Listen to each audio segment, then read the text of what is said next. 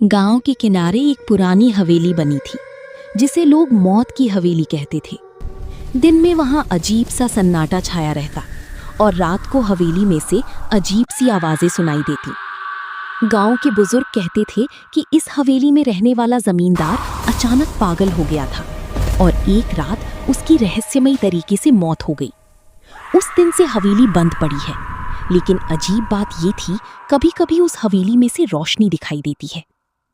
गांव में रहने वाला प्रवीण इन बातों को सिर्फ अंधविश्वास मानता था।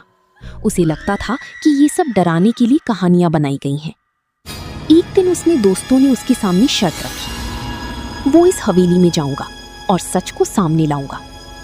शाम होती ही वो अकेला हवेली की ओर चला। प्रवीण हवेली के अंदर गया, दरवाजा अपने आप बंद हो गया। अंदर ठंडी हवा चल रही थी, जैसे कोई अदृश्य चीज उसे देख रही हो। वो धीरे धीरे आगे बढ़ा और एक कमरे तक पहुंच गया। वो कमरा बिल्कुल अलग तरह का दिख रहा था।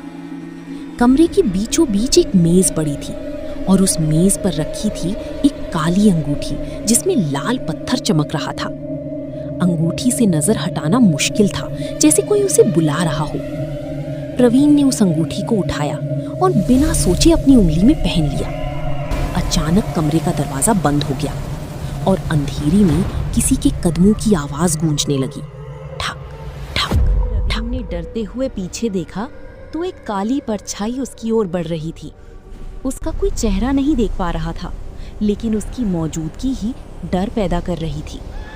अचानक अंगूठी में लाल पत्थर चमकने लगा और एक भारी आवाज उसके कानों में गूंज उठी, अब तुम मेरे हो।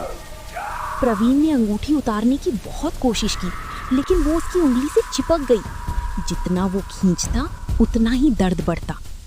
उसकी आंखों के सामने अजीब से दृश्य आने लगे, जैसे जमींदार की चीखें, खून से सनी दीवारें और वही अंगूठी। उसे समझ आ गया था, ये अंगूठी ने जमींदार की आत्मा को कैद कर लिए है और अब वो आत्मा आजाद होना चाहती है। परछाई उसके बिल्कुल पास आ गई। तुम्हारी आत्मा, मेरी आजादी। प्रवीण चिल्लाना चाहता था, लेकिन आवाज गले में ही अटक गई।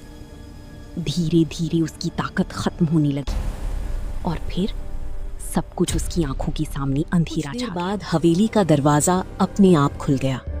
प्रवीण धीरे धीरे बाहर आया, लेकिन अब वो पहले जैसा नहीं था। उसकी आंखों में अजीब सी लाल चमक थी और उसके चेहरे पर एक ठंडी मुस्कान थी। गांव वालों ने प्रवीण को देखा तो प्रवीण हवेली से वापस आ चुका है। प्रवीण को देखकर गांव वाले बहुत खुश हुए, लेकिन किसी ने ये नहीं देखा कि उसकी उंगली में वही काली अंगूठी चमक रही थी। सबसे डरावनी बात तो ये थी, उसकी कोई परछाई नहीं दिख रही थी, क्योंकि अब वो प्रवीण नहीं था, बल्कि वो जमींदार था जो एक नए शरीर में लौट आया था और हवेली अब किसी और का इंतजार कर रही थी।